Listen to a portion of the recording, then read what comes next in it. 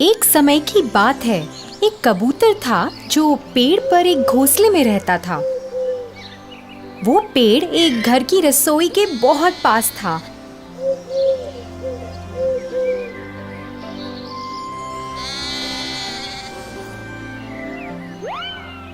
और उसमें काम करने वालों को कबूतर बहुत पसंद था।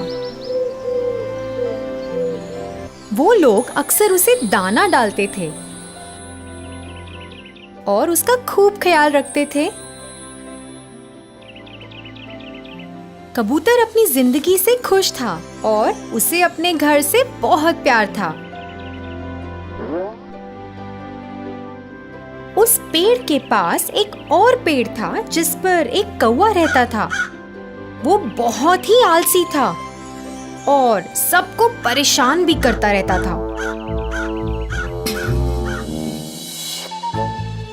वो दूसरे पंछियों का खाना ले लेता था और कभी उनका घोंसला भी खराब कर देता था क्योंकि उसे खुद मेहनत करने में आलस आता था।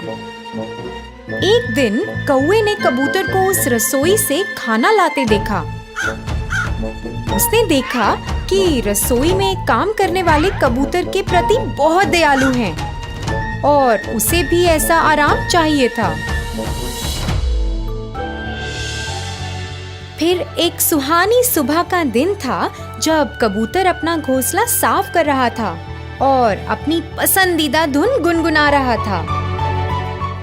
जब वो अपने घोंसले के लिए नई झाड़ियां उठा रहा था, तभी उसका पैर घास में फंस गया। वो अपना पैर निकालने के लिए बहुत संघर्ष कर रहा था। फिर अचानक उसने ऊपर उस काले कौवे को देखा। फिर कौवा बोला, हेलो दोस्त, ऐसा लगता है कि तुम फंस गए हो। क्या मैं तुम्हारी मदद कर सकता हूँ? कोई बात नहीं, मैं ठीक हूँ, कबूतर ने कहा। अरे छोड़ो, मैं तुम्हें बाहर निकालता हूँ। कौवे ने झाड़ियों को खींचा और कबूतर का पैर बाहर आ गया। शुक्रिया दोस्त, तुम्हारा दिन खुशहाल रहे, कबूतर ने कहा।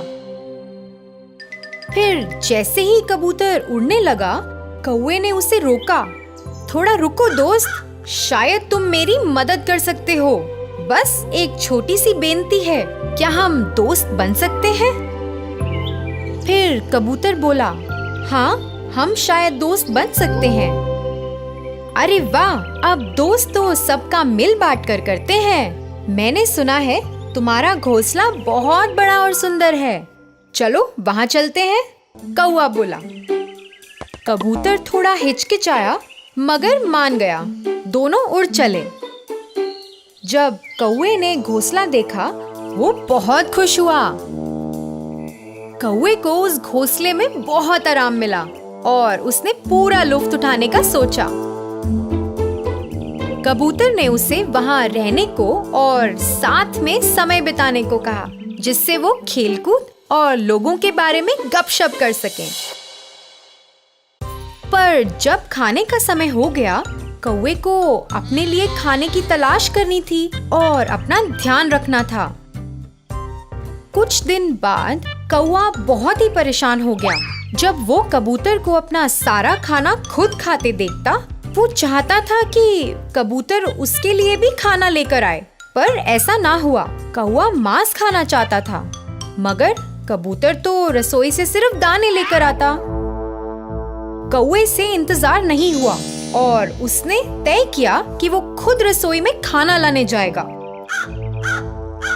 एक दोपहर वो चिमनी से नीचे रसोई में गया।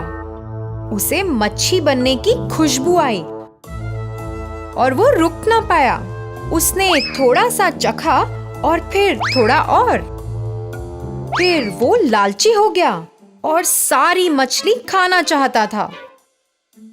इसी दौरान वो थाली जमीन पर गिर गई। घर के लोगों ने आवाज सुनी और भागते हुए रसोई में आ गए। कौवा थर थर कांपने लगा और भागने की कोशिश करने लगा, मगर बहुत देर हो चुकी थी। एक आदमी ने उसे पकड़ लिया और दूसरे ने कटोरे से कौवे के सर पे मारा।